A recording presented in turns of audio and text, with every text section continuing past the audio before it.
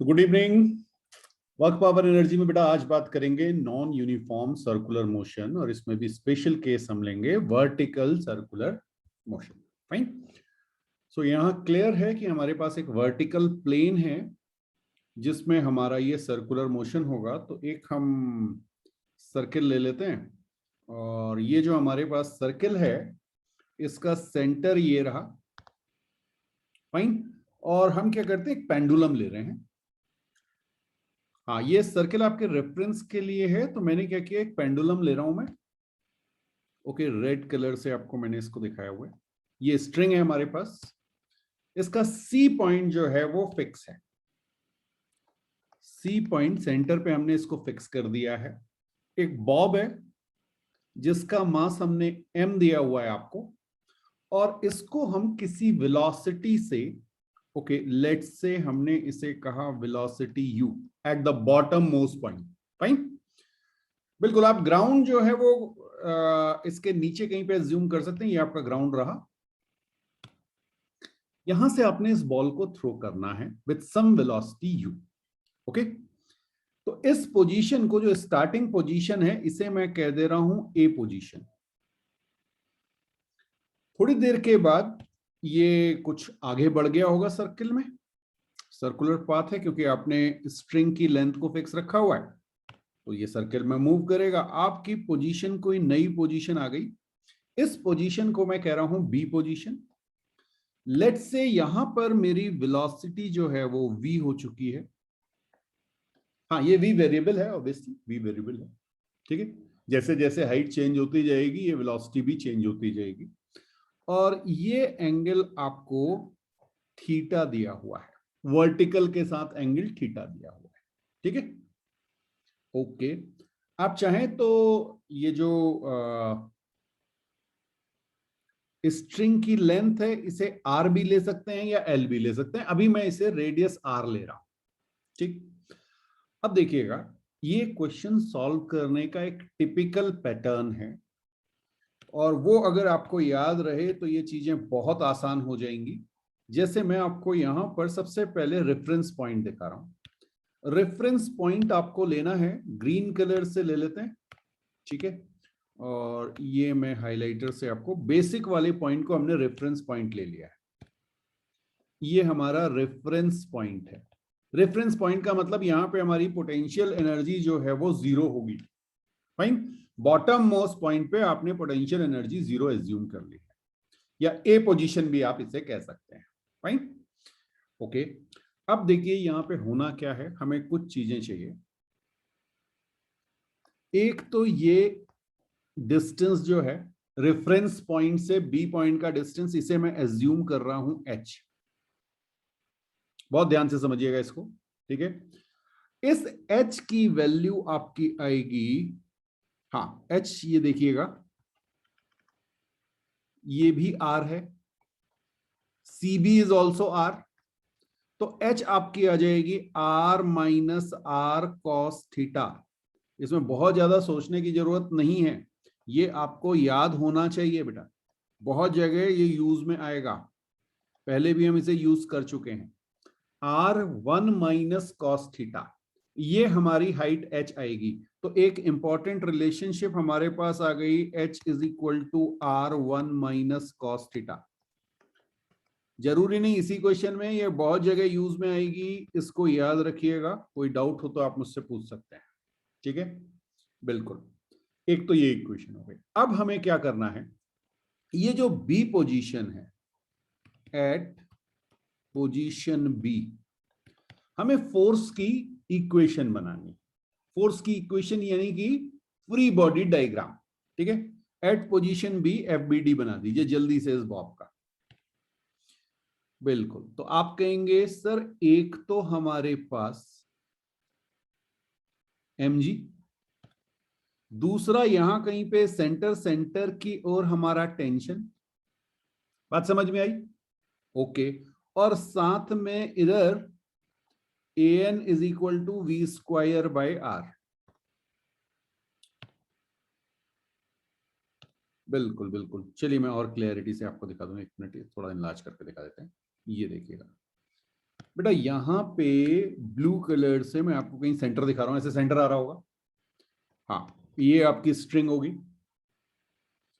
आप कह सकते हैं टुवर्ड्स सेंटर एक एक्सेलरेशन लग रहा होगा, a n is equal to v square by r. B position पे आपकी वेलोसिटी बी ली हुई है।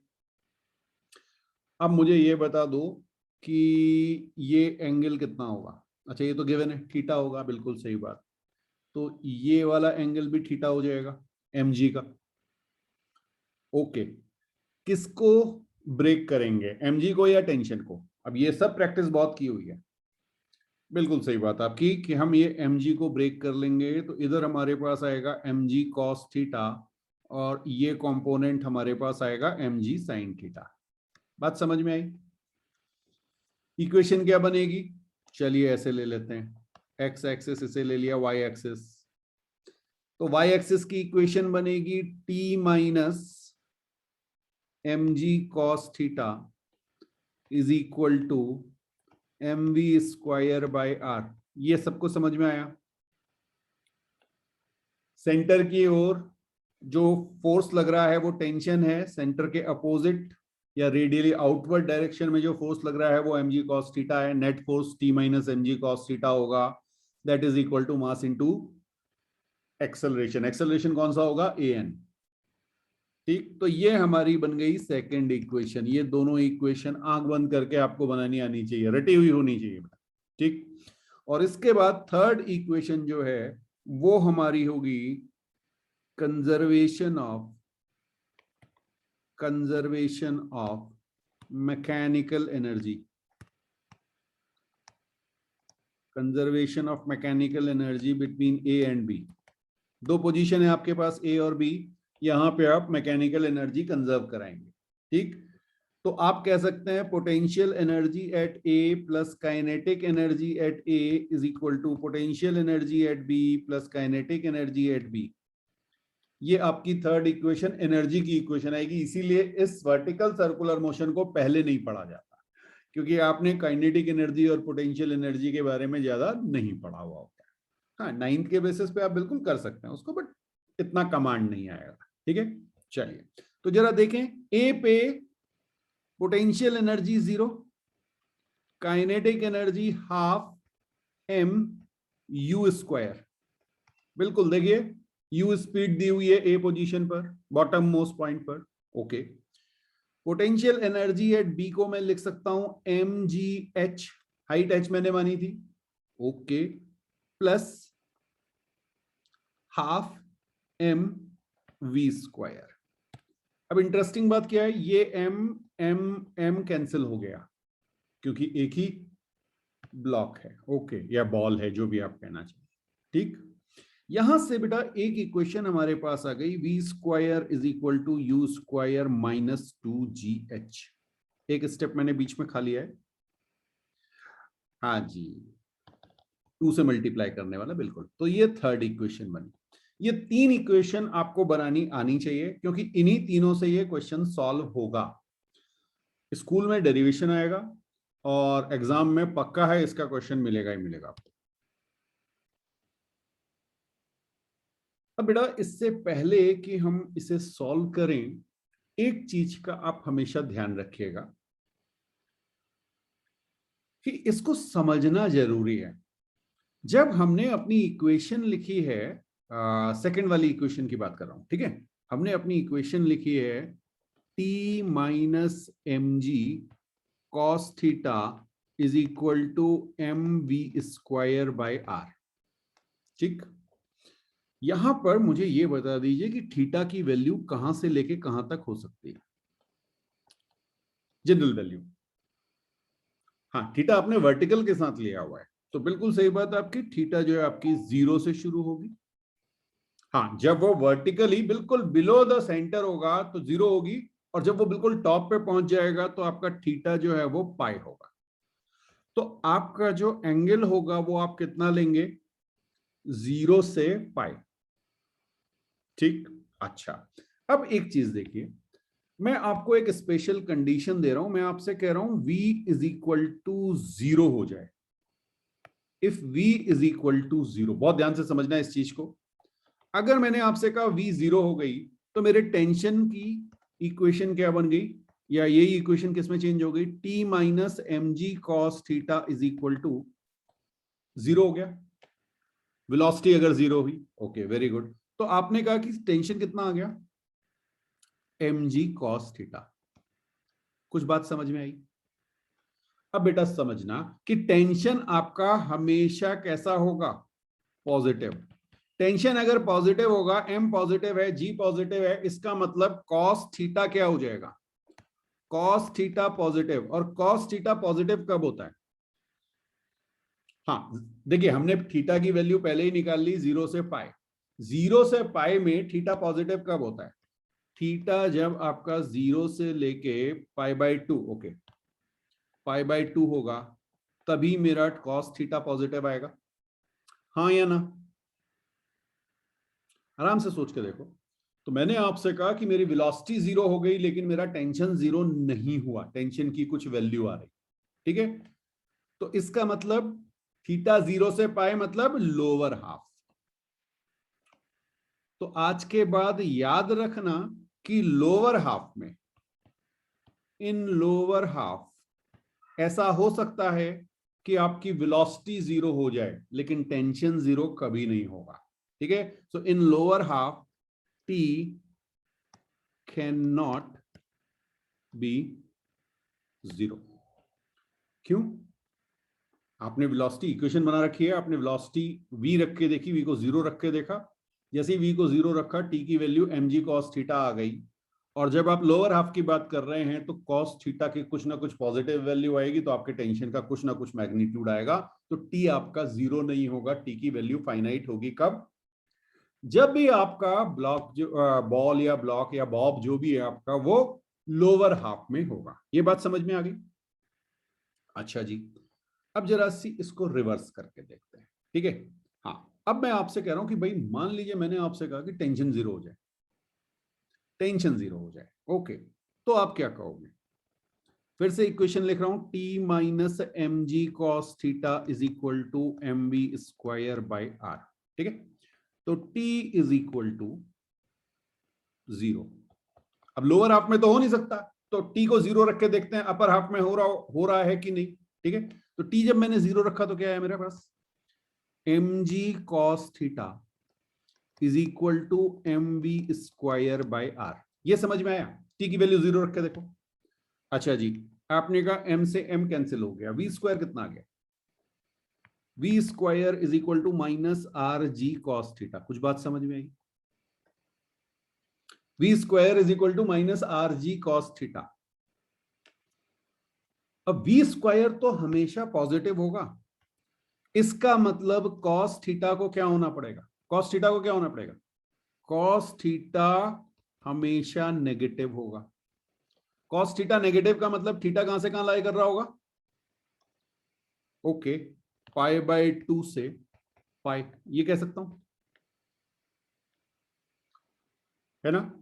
तो अब क्या ही ध्यान रखना है, पाई बाई 2 से पाई का मतलब अपर हाफ हो गया, ठीक है? तो इन upper half, in upper half t becomes 0 but not v।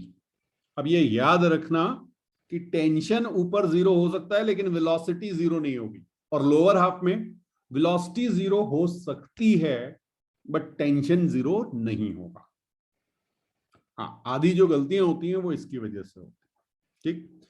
अब इसमें एक कंडीशन आती है, condition of looping the loop. मैंने ये इसलिए लिखा दिया क्योंकि कई बार बुक में लिखा रहता है, ठीक है? Condition of looping the loop, या आप इसे कह सकते हैं to complete the vertical circle, ठीक है?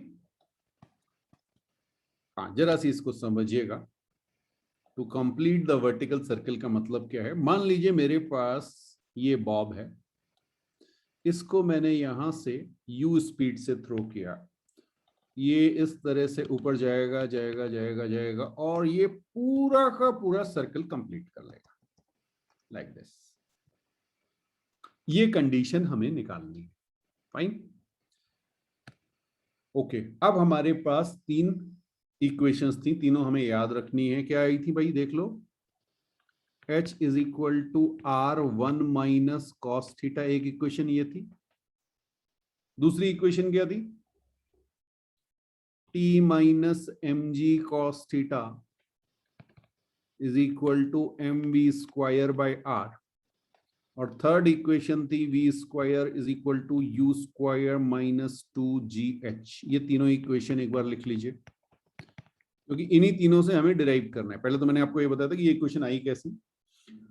अब जब आप कहेंगे कि ये डिराइव करना है, तो आप कहेंगे ये 3 इक्वेशन हमारे पास हैं। ओके, अब मुझे बता दो भाई, अगर आपको ये पॉइंट, बी पॉइंट कहां पहुंच चुका देखिएगा, ए पॉइंट ये रहा, और बी पॉइंट आपका टॉप मोस्ट पॉइंट हो गया, तभी तो ये कंप्लीट होगा। बी पॉइंट आपका टॉप मोस्ट पॉइंट पे हो गया, तो आपका एंगल कितना आ गया, थीटा की वैल्यू कितनी आ गई बेटा, 180 डिग्री और पाई, जो भी आप लिखना चाहें। Clear, theta is equal to 180 degree और पाई। तो एक तो ये चीज हो गई। तो यहां पर आप थीटा की वैल्यू पाई रख दीजिए जरा। तो एच की वैल्यू क्या है बेटा, H is equal to R 1 minus cos 180 degree. तो क्लियरली आपको दिख रहा है एच की वैल्यू 2r, दिख रही है नहीं दिख रही है, ये देखिए रेडियस, हाँ ये भी r, और जितना ऊपर गया वो भी r, तो h is equal to 2r हो गया। आसान सी चीज थी, वेरी गुड। अब जरा दूसरी इक्वेशन में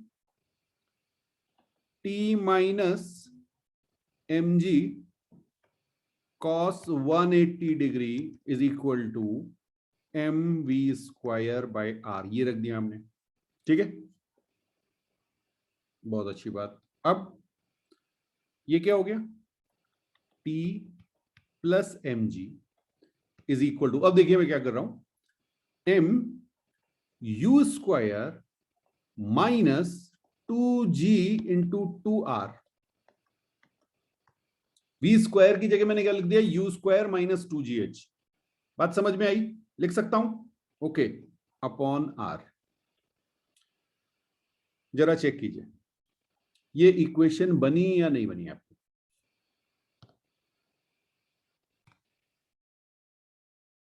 अब बेटा ये तो हमारी जनरल इक्वेशन बन गई टॉप मोस्ट पॉइंट के लिए, लेकिन अब हमें करना क्या है देखिएगा, मैं यहां पे लिख रहा हूं क्रिटिकल कंडीशन। क्रिटिकल कंडीशन का मतलब ये है कि मेरा जो ये बॉब है ये जस्ट टॉप तक जाए और टॉप मोस्ट पॉइंट पे जाके मेरा टी जीरो हो जाए। बी जीरो नहीं होगा, ये हम पहले देख चुके हैं। अपर हाफ में टी जीरो हो सकता है, बी जीरो नहीं होगा। ठीक है, तो क्रिटिकल कंडीशन मैंने आपसे क्या कहा, क्रिटिकल कंडीशन में मैंने आपसे कहा मेरा टी क्या हो जाए, T eight top most point 0। और ऐसा कब होगा, जब मेरी u जो है वो मिनिमम होगी।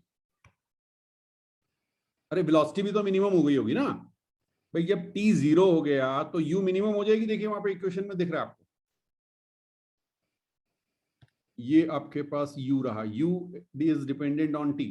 जब मैं t को 0 करूंगा तो u मेरा मिनिमम हो जाएगा, बिल्कुल सही। अच्छा अब देखिए क्या आएगा, तो मैं यहाँ पे t को 0 रख रहा हूं, इसमें मैं t को 0 पुट कर रहा हूं, तो मेरी इक्वेशन बनी mg is equal to M U square minus 4mgr upon r, ये आया।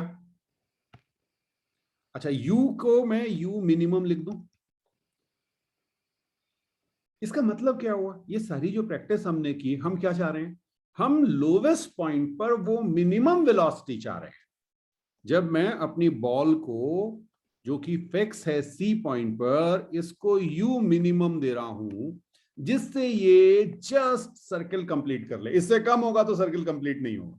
मैं वो स्पीड निकालने की कोशिश कर रहा हूं। ठीक है, तो देखिए यहां पे क्या होगा, आपके पास ये m तो कैंसिल हो रहा है, बहुत बढ़िया। अब आपने देखा, आपने कहा G R is equal to U minimum square minus 4gr आ गया।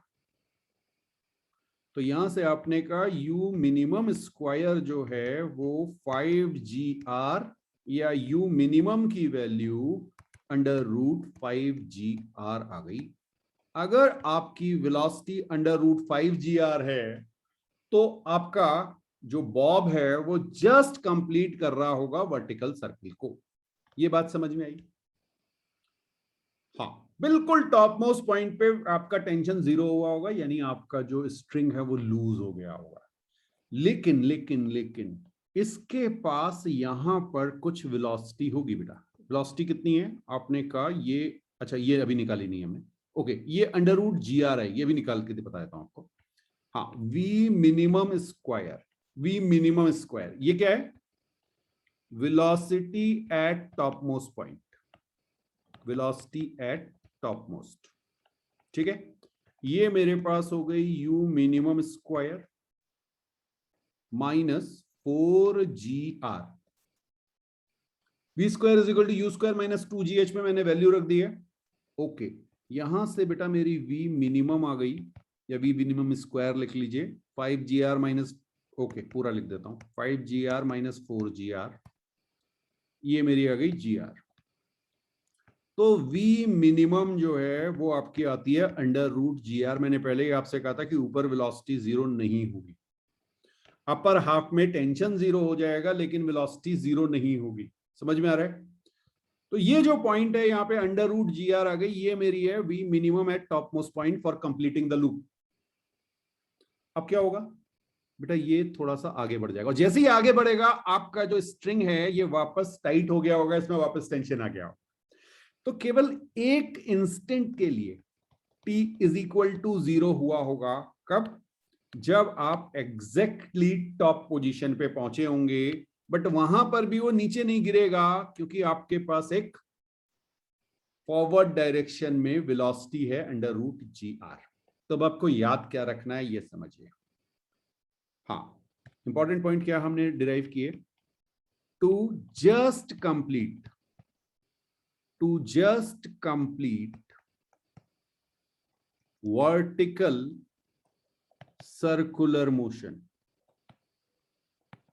To just complete vertical circular motion, पहली चीज tension at top most point is zero, just complete का केस। ठीक है, सेकंड हमने आपसे कहा वी टॉप मोस्ट पॉइंट पे, इसे आप मिनिमम भी कह सकते हैं या आपने ऊपर लिखा ही हुआ है जस्ट कंप्लीट की कंडीशन है, ये आपकी हो गई अंडर रूट जी आर। ठीक, और थर्ड कंडीशन या थर्ड वैल्यू जो है वो है u बॉटम। बॉटम इसलिए लिख दिया कि ये वेलोसिटी बॉटम मोस्ट पॉइंट की है, ये भी जो मिनिमम पॉसिबल है वो कितनी होगी? Under root 5gr। ये तीन चीजें आपको याद रखनी। ठीक है, बिल्कुल इन्हें नोट कीजिए। अब बेटा एक चीज का ध्यान रखिए कि इफ u बॉटम, हाँ यू हमने कहा ही बॉटम पे है, बट फिर भी मेंशन करने के लिए याद रहे इसलिए मैं बोल दे रहा हूं बॉटम पे है। ठीक है, यू जो है is less than, is less than root 5gr।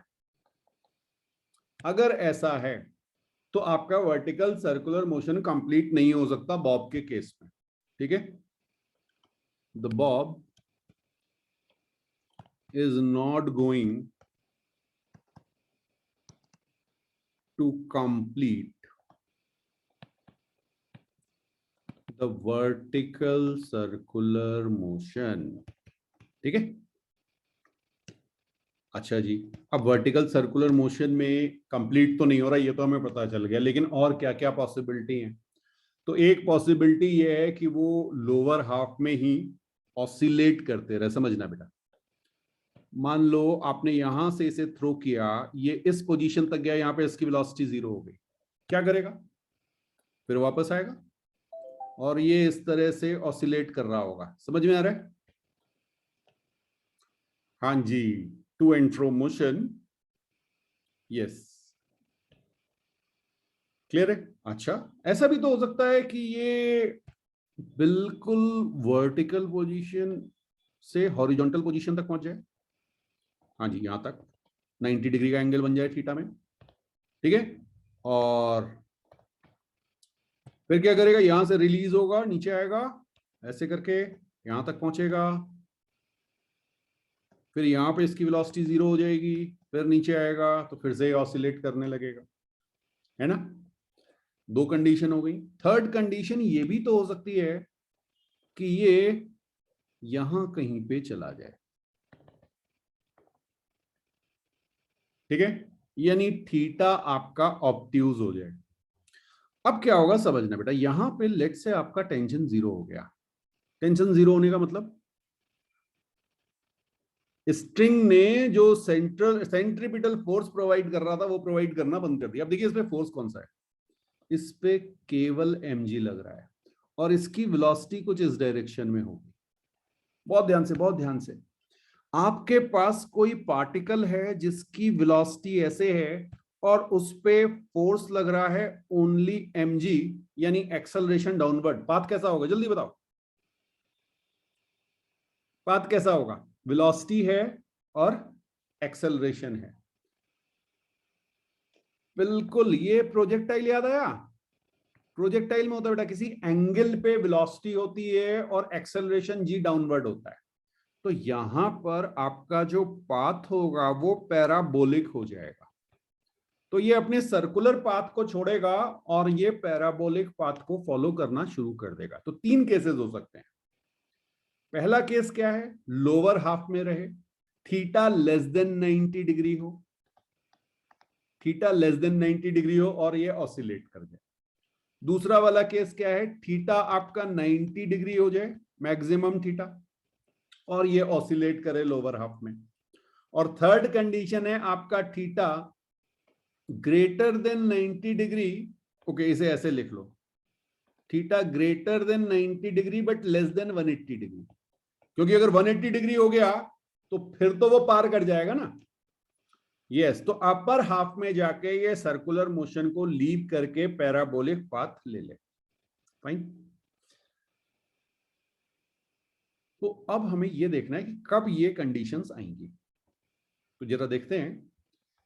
सबसे पहले हम theta is equal to 90 degree को चेक करते हैं। Theta is equal to 90 degree कौन सी कंडीशन है, जिसमें मेरे पास बी पोजीशन मेरी ये हो गई, यहां पे मेरी वेलोसिटी जो है वो, ओके अभी वी लिख रहा हूं मैं, अभी मैं वी लिख रहा हूं, ठीक है। हाँ, ये बड़ा इंटरेस्टिंग सा केस है, देखिएगा यहाँ पे क्या होगा। और ये मेरी इनिशियल पोजीशन है, यहाँ पे मेरी वेलोसिटी u दी हुई है, यहाँ पे वेलोसिटी v ऊपर की ओर दिखा देते हैं, ठीक है। अच्छा जरा इक्वेशन फिर से लिखें जो हमने ऊपर लिखी थी।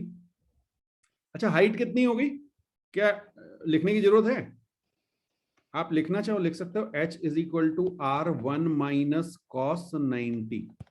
वैसे आपको क्लियरली दिख रहा है आपकी हाइट जो है वो r हो चुकी है, यहाँ फॉर्मूले से भी यही आएगा।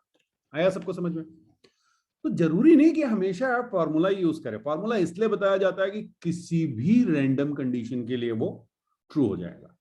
बट यहां पर आपको सामने सामने दिख रहा है कि मेरी हाइट जो है वो आर रेडियस से इंक्रीज कर गई, बॉटम मोस्ट पॉइंट से आप आर ऊपर जा चुके, तभी तो वो हॉरिजॉन्टल होगा, है ना। ठीक है, तो एच आपका आर आ गया, बहुत बढ़िया।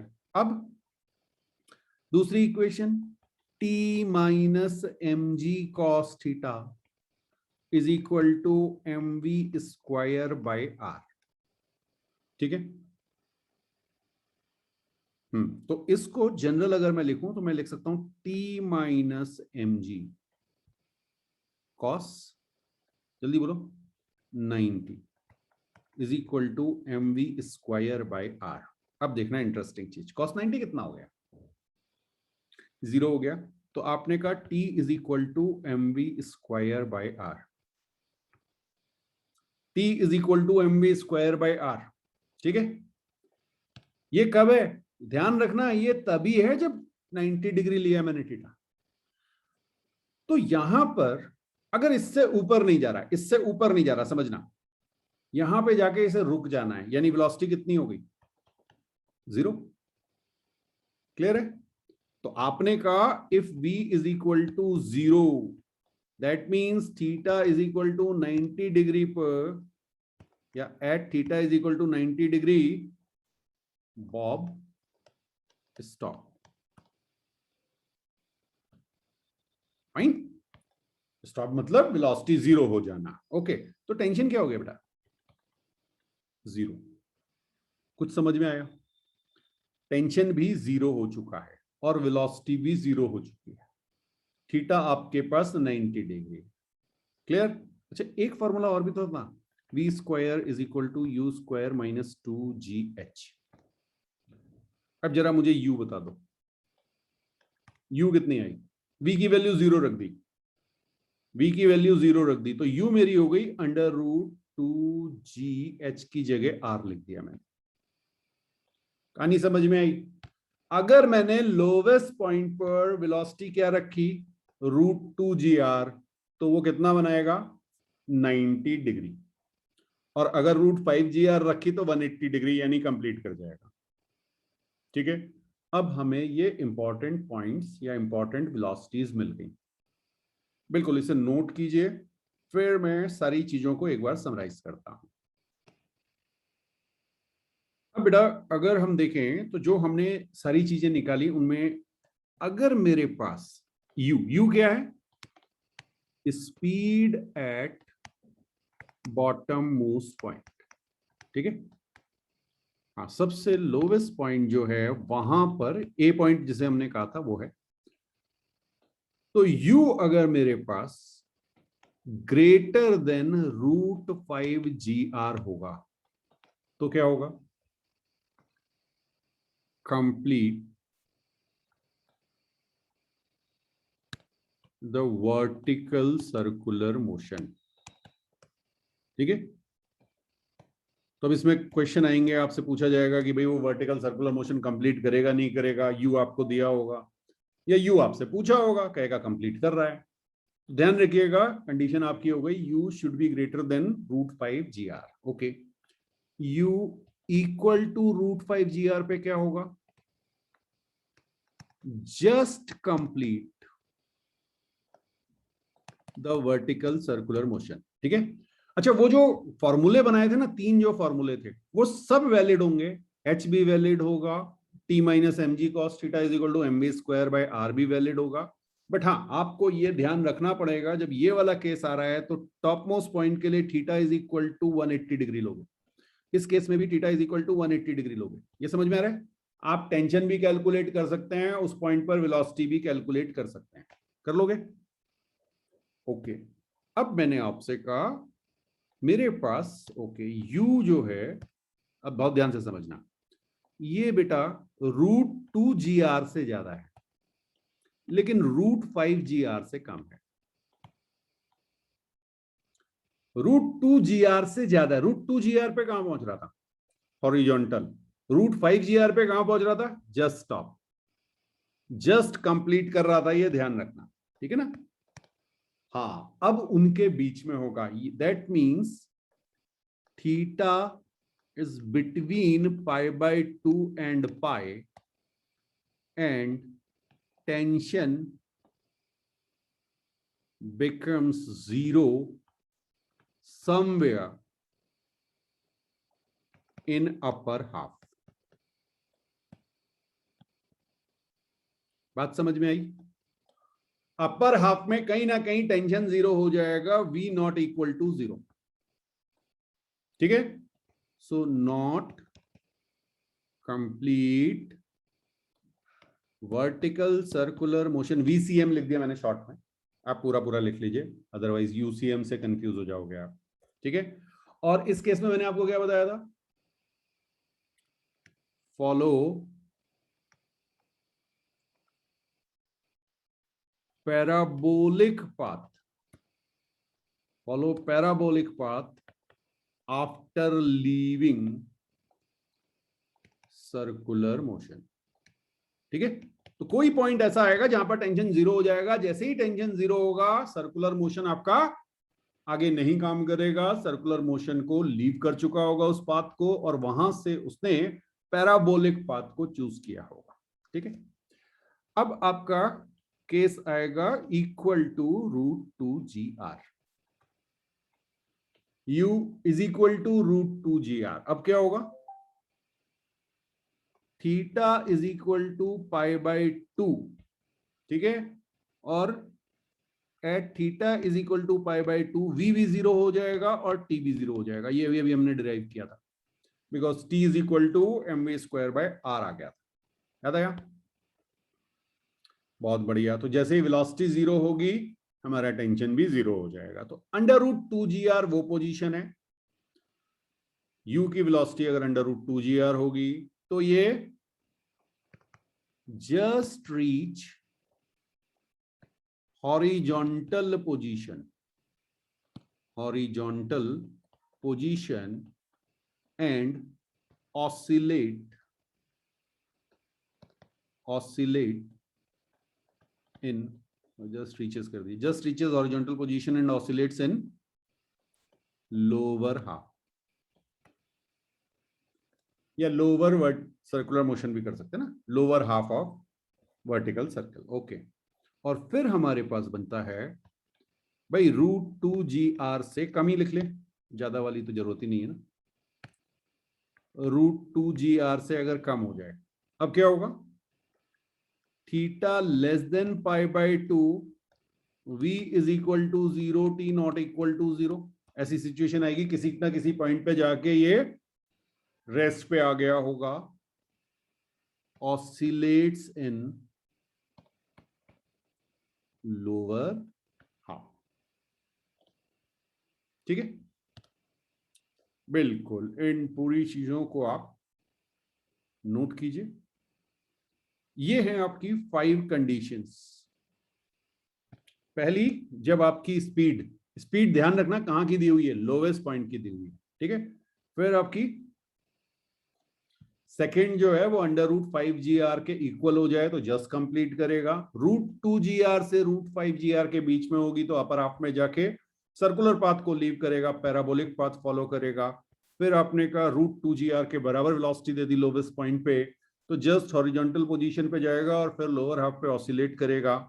और अगर रूट 2 GR से कम वेलोसिटी दी आपने तो theta less than pi by to पे जाके वेलोसिटी जीरो हो जाएगी, लेकिन टेंशन जीरो नहीं होगा और लोअर हाफ में ऑसिलेट करता रहेगा। So question given, a bob is given root gr speed at bottommost point where r is the length of a string. Find the tension at maximum angle from vertical and also calculate the angle where bob stops. ठीक है, अब आपको सबसे पहले ये check करना है कि ये जाएगा कहां, और वो अभी अभी हमने देखा था कि हमारी स्पीड जो रूट 2 GR से कम आ रही है ना। हाँ, यहाँ पे रूट 2 GR से कम आ रही है तो हमें एक चीज तो क्लियर है कि ये लोअर हाफ में ही होगा, ये अपर हाफ में नहीं पहुंचेगा। अपर हाफ में रूट 2 GR से ज्यादा चाहिए थी और रूट 5 GR से कम चाहिए। ठीक है, तो यहां पर हम बिल्कुल ये एक लाइन लिख के हम अपना काम चला सकते हैं कि भाई ये यहां कहीं जाएगा और ये एंगल हमारे पास थीटा होगा। ध्यान रखिएगा इस चीज का, ठीक है। अच्छा, अब बाकी मैंने आपसे कहा था कि वो फॉर्मूले हमें याद होने चाहिए। आप यहाँ पे फ्री बॉडी डायग्राम भी बना सकते हैं, बट अगर आपको याद रहेंगे तो ज्यादा अच्छा रहेगा। तो ये आपके पास हो जाएगा T minus M G cos theta is equal to M V square by are.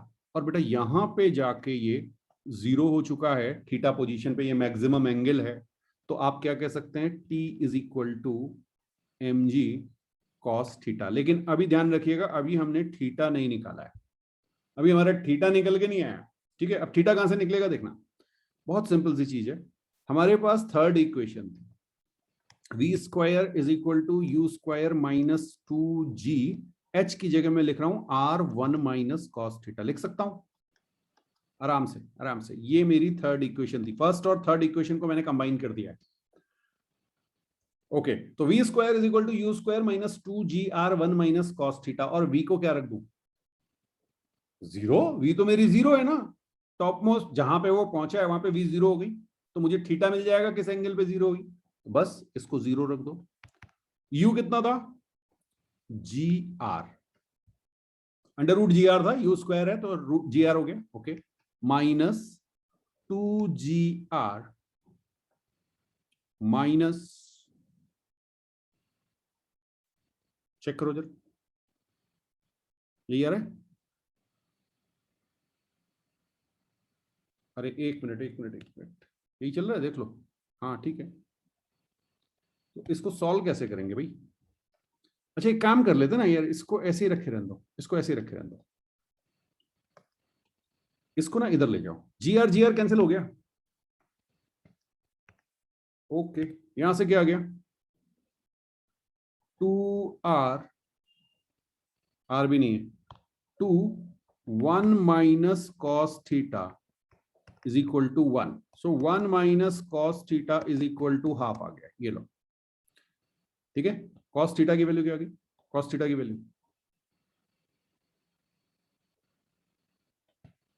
cos theta is equal to 1 minus half, that is half। बिल्कुल, तो cos थीटा की वैल्यू हाफ, तो आपको तो एंगल पता चल गया कितना हो गया, theta is equal to 60 degree. ठीक है, कई बार तो यही सीधे सीधे पूछ लेते हैं। ओके, तो यहां से आप देखिए वही 3 इक्वेशन है, और 3 इक्वेशन यूज ही नहीं होंगी, उन 3 के अलावा कोई इक्वेशन नहीं चाहिए आपको। वर्टिकल सर्कुलर मोशन हो रहा है तो बस आपको प्रैक्टिस किस चीज की चाहिए, कि मुझे कहां पे जाके रोकना है, मेरी वेलोसिटी 0 होगी या टेंशन 0 होगा, अपर हाफ में है कि लोअर हाफ में। ये अगर आपने प्रैक्टिस कर ली तो फिर ये क्वेश्चंस बड़ी इजीली। एक क्वेश्चन और देखते हैं। अच्छा, अब मैं आपको दे रहा हूं √3 GR वेलोसिटी। ठीक है, U is equal to √3 GR। जरा सी इसको कोशिश कीजिए, फिर इसको डिस्कस करते हैं। एक बार खुद से कोशिश। अब बेटा जब आपने U ग्रेटर देन √2 GR हो गया ना, U greater than √2 GR but less then √5 GR। ओहो, एक मिनट ऐसे लिख लो। ठीक है, तो आपको पता है it will reach upper half but not complete the circle। ठीक है, तो थीटा आपको पता है 90 डिग्री से 180 डिग्री के बीच में, आंसर कुछ और आ नहीं सकता। तो आंसर आपको पता है कि क्या आना है। अब देखिए इक्वेशन में कैसे रखना है। इक्वेशन आपके पास क्या है, t minus mg cos theta is equal to mv square by r। एक तो ये इक्वेशन है, और दूसरी इक्वेशन आपके पास है v square is equal to u square minus 2gr 1 minus cos theta. ये बात समझ में आई? इन दो इक्वेशन से, मतलब ये सेकंड और थर्ड इक्वेशन थी, और फर्स्ट इक्वेशन मैंने थर्ड इक्वेशन के साथ मर्ज कर दी, तो अब उनको मैंने 1 और 2 नाम दे दिया है। ठीक है, ये दोनों इक्वेशन में रखना है। अब जैसे ही आपको पता चला कि भाई ये वर्टिकल पोजीशन पे, वर्टिकल हाफ में पहुंच गया है ना, वर्टिकल सर्किल के अपर हाफ में पहुंच चुका है, तो वर्टिकल सर्किल के अपर हाफ में जैसे ही पहुंचा, आपने कहा टी क्या हो जाएगा, 0। तो टी को 0 रख दिया बस। तो आपने यहां से कहा minus mg cos theta is equal to mv square by r। ये बात समझ में आई? और जैसे ही आपने ये लिखा, तो आपने कहा सर m से m तो कैंसिल हो रहा है, यहीं काट दें। हमने भी आपसे कहा काट दो भाई। ठीक है, यहां से आपको v स्क्वायर की वैल्यू मिल गई माइनस GR cos थीटा। कुछ बात समझ में आई? टेंशन जैसे ही आपने रखा, आपको माइनस GR cos थीटा किसकी वैल्यू मिल गई, v स्क्वायर की। चेक कर लीजिएगा एक बार, बस इस इक्वेशन को उठा के यहां डाल दीजिए। तो आप क्या लिखेंगे, minus GR cos theta is equal to u square minus 2GR, okay, plus 2GR cos theta, ऐसे लिख दूं। ठीक है, और u आपको गिवन है, u गिवन है बेटा। u कितना दिया हुआ है, u आपका है √3GR, तो u स्क्वायर कितना हो जाएगा, 3GR। बस वैल्यू डालो, cos थीटा आ जाएगा। इधर आप देखेंगे तो ये आपका आ गया minus 3GR cos theta is equal to 3GR minus 2GR। Check करो आ रहा है नहीं आ रहा है, बहुत बढ़िया। तो माइनस 3G, अच्छा GR तो कैसे, चलो पूरा लिख लेते हैं। Minus 3GR cos theta is equal to GR G R cancel हो गया, यहाँ पे 1 आ गया, कॉस थीटा की वैल्यू आ गई -1/3। क्लियर है? तो इस तरह से आप इनको कैलकुलेट कर सकते हैं। अच्छा, एक और है √4GR, ये आपका होमवर्क है, ये आपका होमवर्क है। ठीक है, अब आपके पास कॉस थीटा भी है, आपके पास v भी है, आप चाहो तो टेंशन तो जीरो कर ही दिया था, वेलोसिटी निकालना चाहो आप v भी निकाल सकते है ना, थीटा की वैल्यू डाल देना तो v भी आ जाएगी आपकी। बिल्कुल बिल्कुल बिल्कुल क्लियर। चलिए नोट कीजिए।